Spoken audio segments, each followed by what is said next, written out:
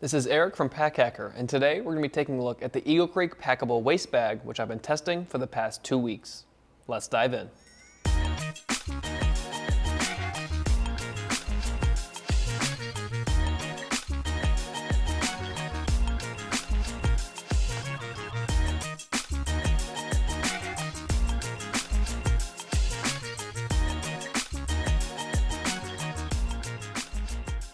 So as you can see here, we've got a really minimal look. You can see as I shift the bag a little bit, you can see the Eagle Creek logo more and less depending on how the light's hitting it. But most of the time you really can't really see it. It's kind of got that look where depending on how the light hits it, it's not going to show so much. So right now when it's facing the light perfectly, you can see it.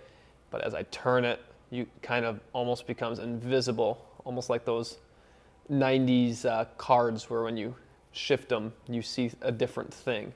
But overall, very nice look on the exterior of this pack for a packable waste bag. A lot of times they're kind of frumpy and super wrinkled. This pack, when it does come out from being stowed away, it does have a little bit of wrinkle to it, but it's not as bad as other ones we've seen.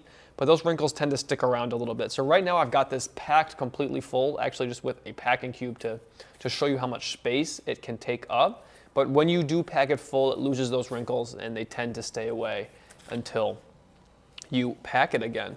But the material on this is a 100% recycled polyester ripstop. You can see the texture there when I bring it in close. It's not as vibrant of a ripstop texture as I have seen on other packs, which depending on whether you like that, kind of diamond hashtaggy look, you'll either like or not like the look of this pack, but it is very subtle. And I just think it's a very not in your face pack. There are a few different colorways on their site. They changed a little bit actually while I was reviewing this, so I don't want to name those colorways here, but there were a few different colors you could go with, and obviously if you pick a bright color, it's not going to be as, subtle as this black is, but I really do like, all black everything on this pack. It looks just very subtle. And it has a Protex 2 antimicrobial treatment. So that means that it fights against bacteria, mold, different things that could potentially start to grow on the fabric, and that would obviously not be a good thing. So what does that actually mean?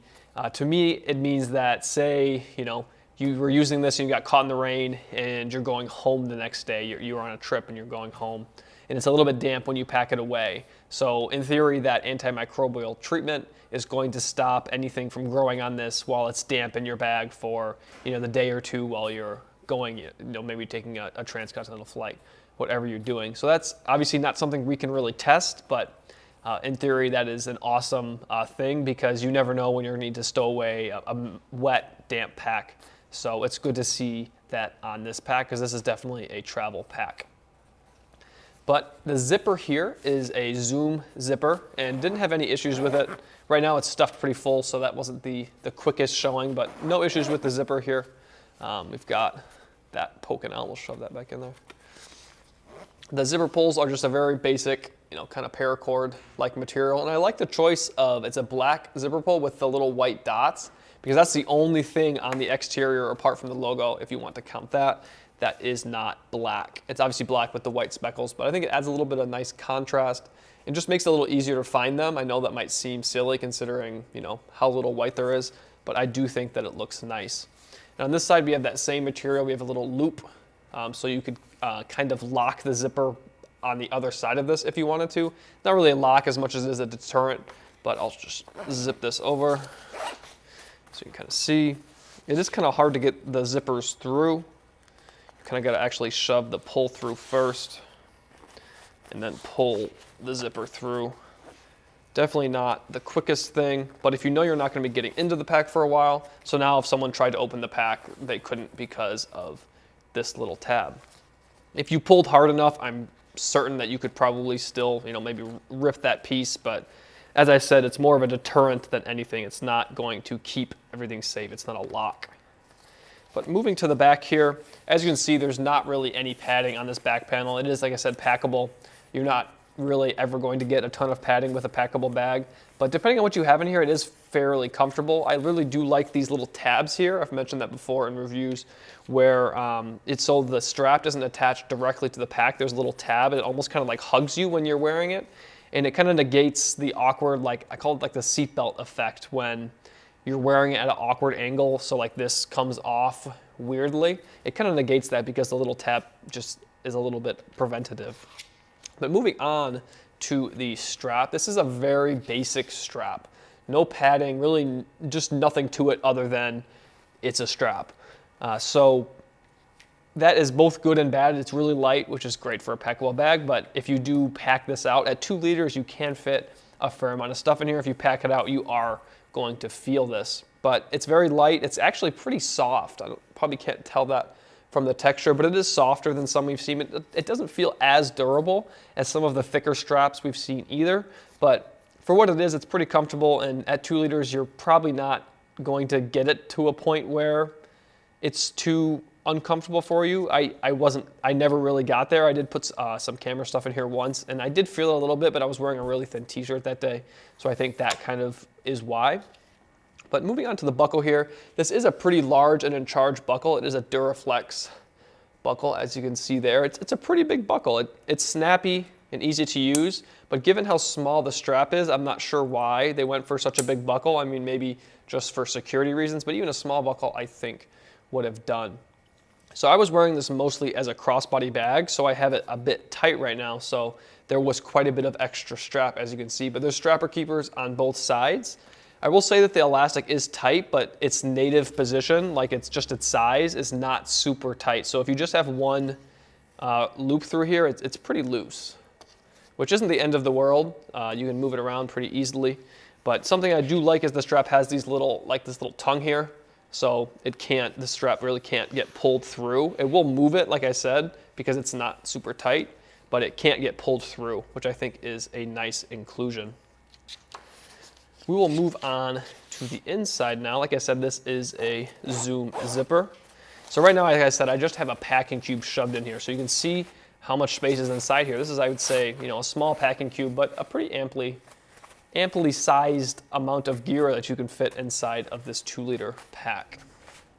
But looking at the actual interior of the main compartment here, so we've got the main area, and there's not much to it. It's really thin fabric, no organization, no padding or anything like that. Just a big area where you can fit some stuff. But as you can see, this is very non-rigid. Like whatever you put in here, it's going to morph to it. So when I had a camera in here, obviously a camera's kind of like basically a flat line with something protruding off it like that. So the lens like protruded out, and then it went in like this where the lens wasn't, and it just looked kind of goofy. And that doesn't bother me. Like, I'm carrying this for my ease, not to look cool by any means. So that didn't bother me so much, but like I said, it does look a little goofy when you have oblong shaped things in there. But happy with how much I was able to fit in here. It is like I said, it's a pretty big main compartment for 2 liters, and this is where all your literage is. There's nothing else. There's no second pocket. There's just literally nothing else. I say nothing else, but there is a little liner pocket that's almost kind of hidden. I mean, I know that it's supposed to be there, obviously, but it's a nice look. It almost looks like it's just a design feature. And then obviously you have this nice little Eagle Creek thing here about sustainability and how this is using recycled fabrics, and use this instead of a single-use bag, which I'm all aboard for. I think that I'd much rather use something like this than something that only has a single use whenever I can. But as I said, onto this little liner pocket here. So this is a good place for a battery bank. Your phone will also fit in here, or if you have a small wallet, like a front pocket wallet, that'll fit in here as well. So you don't just have from this line here down, you also have a little bit of room up in this area too, and it just secures with a hook and loop fastener. And that stays pretty tight when, it doesn't feel like the highest quality hook and loop fastener, but I never had an issue with it popping open. And then inside here too, we also have a key ring. And the key ring is kind of hard to manipulate. I can't really illustrate that terribly well, but it's not the easiest, but I'd rather see it be stiff than too loose. So no issue there. And I've got a carabiner hooked on there right now just to show you where this will end up once we pack it. So just to illustrate that you could keep your keys on there and then pack it, and they would still be accessible. So we will close that up for now. So when you want to pack this thing, first things first, you will flip it inside out. And then you've got that nice little mantra written here on the outside. So then put the strap inside once it's inside out. And you don't have to do this, but I found it easier to pack it the next stage if you close the zipper. And it's not super easy to do because it's not a reversible zipper. It's just the one, so you kind of have to just stick your finger in there and use your nail a little bit to close it. So now you are inside out and the strap is away. So you could just stow it like this if you wanted to, but there is one more step. So you undo this little hook and loop fastener and you pack it within itself. Really easy to do, no time at all. And then the hook and loop here flips. And then that's the same hook and loop fastener that we were mentioning earlier. But as you can see, this is that carabiner that I was talking about earlier. And so if you were to have like your keys on there or something like that, they would now be on the outside, but that's that same key clip. This is obviously for hanging purposes, not really for, can't even get that out of there.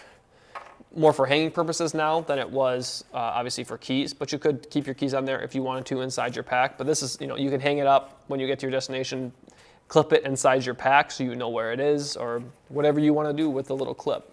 But something I think is important to note is that, so this is, obviously it's packed away now. You can see, putting pressure on it, how thin it is. But it doesn't have a terribly small footprint. When this is, unpacked, it's, roughly that big.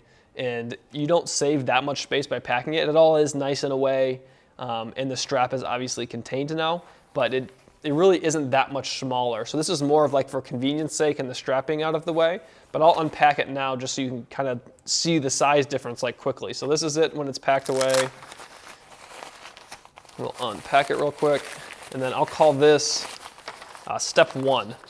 So now we're here, really not that much. You can see this is the footprint of once you pack it one more step after that. So you're just really cutting off the edges here. So you could just stow it like that if you wanted to, and you're even thinner now because there isn't as much fabric. And then we'll undo the zip real quick. And now we are back in sling mode, which you obviously have the strap rattling around now, but it's really not that much smaller than what it was, or not that much bigger than when it was packed. But obviously you get the strap out of the way. But I did find myself a few times when I did pack it, I just left it in that in-between mode. I didn't go all the way down. So it is nice to have that option if you don't want to go the whole way, because I really didn't need the small footprint. I just needed the strap to be out of the way, and it was super thin, so it can go between layers. You can put it in between whatever you need to, or slide it. Like if you're going on a road trip and want to bring something, just slide this, in between the seats, in between the gear and the trunk. It's just very, even when it's out like this, it's just so flat, and it just really can fit anywhere with the strap. I mean, obviously, like I mentioned, the buckle is a bit bulky, so getting that inside the pack and protected is a good thing. But overall, happy with this, how this performed. Like I said, if you do have more oblong sized objects, you're going to feel them on your body because there's no padding on the back here, and you're going to see them on the exterior. But if you don't have items that are going to poke you or look weird, or you don't care, then this is a good option for you. So there you have it, the Eagle Creek Packable Waist Bag. Thanks for keeping it here at Pack Hacker, your guide to smarter travel. We'll see you in the next one.